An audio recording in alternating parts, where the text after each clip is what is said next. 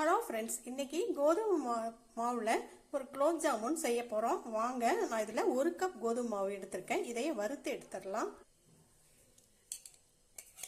ஒரு கடாயில் நான் 2 ஸ்பூன் நெய் சேர்க்குறேன். நெய் நல்லா இலகி வரட்டும். இதையே லோ ஃப்ளேமில் வச்சு வறுத்து எடுத்துக்கலாம். அப்போ தான் நல்லா ஒன்று போல் வறுபடும், ஈவனாக வறுபடும்.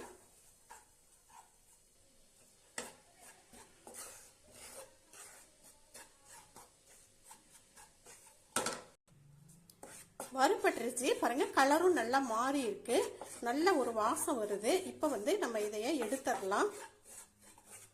எடுத்து ஒரு பாத்திரத்தில் சேர்த்துடலாம். வறுத்த மாவுல 1 ஸ்பூன் பேக்கிங் பவுடர் சேர்க்குறேன், பேக்கிங் சோடா இல்லை. ஒரு பிஞ்சு சால்ட்டு சேர்க்குறேன். இதை அப்படியே ஒன்றா நல்லா மிக்ஸ் பண்ணி விட்டுறலாம்.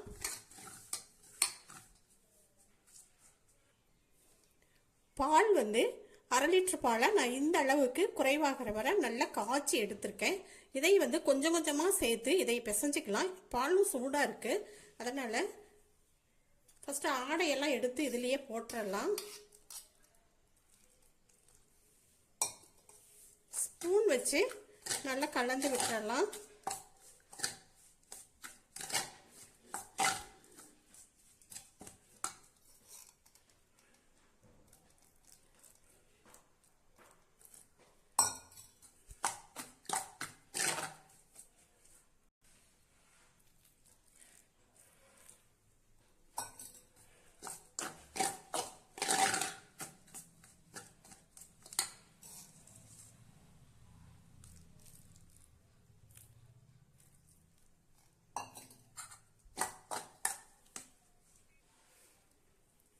ஓரளவு ஆறிடுச்சு. இப்போ இதையே நல்லா வலிச்சு எடுத்துட்டு கை வச்சு பிசைஞ்சிக்கலாம்.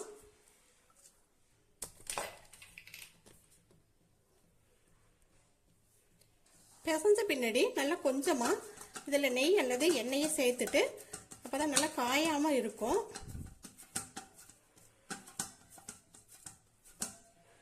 பாருங்க, இந்த அளவுக்கு இலக்கமாக இருக்கணும், ரொம்ப கெட்டியாக இல்லாமல் இப்படி பிசைஞ்சு எடுத்துக்கலாம். இப்போ இதை ஒரு தட்டு போட்டு மூடி வச்சிடலாம்.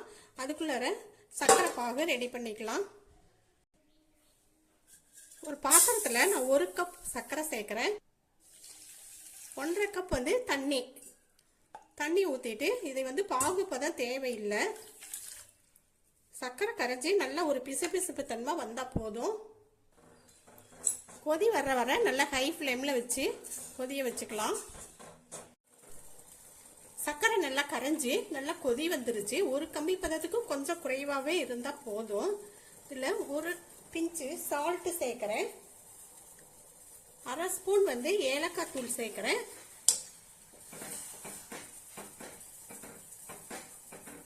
நம்ம இதை எடுத்துடலாம்.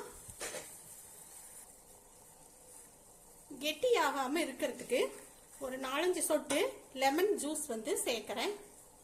சேர்த்துட்டு இப்போ எடுத்துடலாம். பிசைஞ்சு வச்ச மாவை நம்ம பார்த்துக்கலாம். இப்போ இதில் கொஞ்சம் கொஞ்சமாக எடுத்து உருட்டிக்கலாம். பெருசும் இல்லாத சிறுசும் இல்லாமல் மீடியமாக உருட்டி எடுத்துக்கலாம்.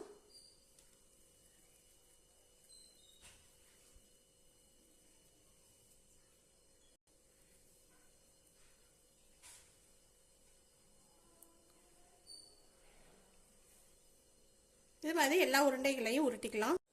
எல்லா உருண்டைகளையும் உருட்டியாச்சு. இது ஒன்று குட்டியாக இருந்துச்சு, இதையும் எடுத்து வச்சுட்டேன். இப்போ எண்ணெய் ஊற்றி ஸ்டவ்வில் வச்சிடலாம். எண்ணெயும் சூடாயிடுச்சு, அதிகமாக காய வேண்டியதில்லை, இந்த அளவுக்கு இருந்தால் போதும். இப்போ ஒவ்வொரு உருண்டைகளாக எடுத்து நம்ம போட்டுடலாம்.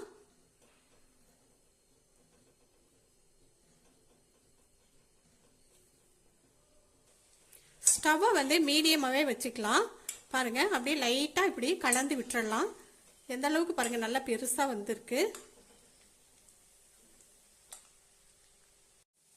பொரிஞ்சிருச்சு. பொரிச்ச உருண்டைகளை நம்ம எடுத்துடலாம். பாருங்க, குண்டு குண்டா எப்படி நல்லா உடையாம வந்திருக்கு.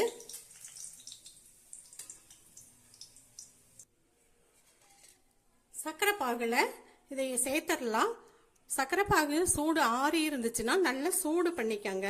சூடு பண்ணிட்டு இப்போ இதில் வந்து நம்ம போட்டுடலாம். எல்லா உருண்டைகளையும் சேர்த்துடலாம்.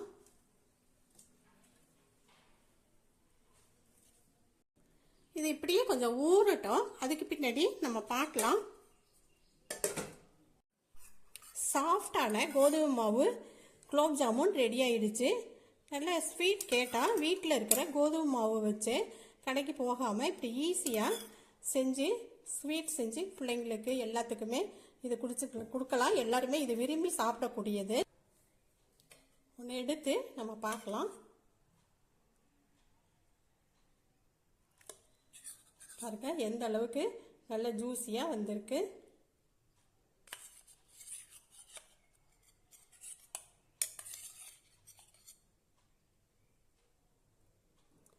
நல்ல டேஸ்ட்டாக இருக்கும். இந்த வீடியோ பிடிச்சிருந்துச்சுன்னா லைக் பண்ணுங்கள், ஷேர் பண்ணுங்கள், சப்ஸ்கிரைப் பண்ணி சப்போர்ட் பண்ணுங்கள். நன்றி.